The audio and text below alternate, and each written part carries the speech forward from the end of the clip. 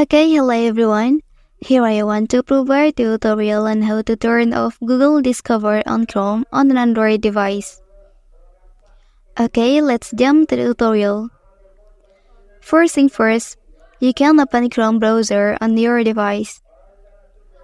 And then here you can see the Discover of news in Chrome. And then how to disable it. Alright, here you can simply tap on this icon.